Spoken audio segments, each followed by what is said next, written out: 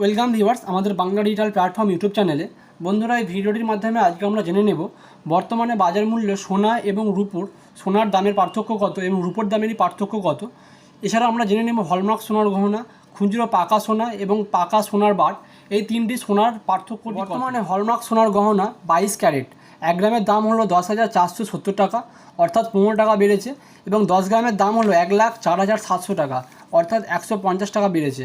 এবং খুচরো পাকা সোনা 24 ক্যারেট 1 গ্রামের দাম হলো 11,020 টাকা, অর্থাৎ 20 টাকা বেড়েছে, এবং 10 গ্রামের দাম হলো 1,10,200 টাকা, অর্থাৎ 200 টাকা বেড়েছে।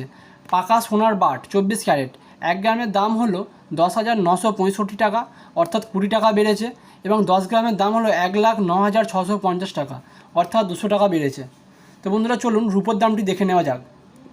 তো বন্ধুরা, রূপোর দামের এখানে পার্থক্যটি হলো খুচরো রূপো এবং রূপোর বাট, এই দুটি দামের পার্থক্য আজকে আমরা দেখে নেব। খুচরো রূপো 100 গ্রামের দাম হলো 12,510 টাকা, অর্থাৎ 55 টাকা কমেছে, এবং 1 কেজির দাম হলো 1,25,100 টাকা, অর্থাৎ 550 টাকা কমেছে।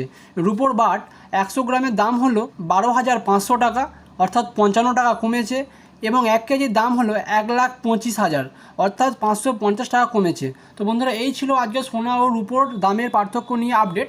তো বন্ধুরা, আপনাদের যদি ভিডিওটি ভালো লেগে থাকে তো চ্যানেলটি সাবস্ক্রাইব করে পাশে বেল আইকনটি অল করে দেবেন।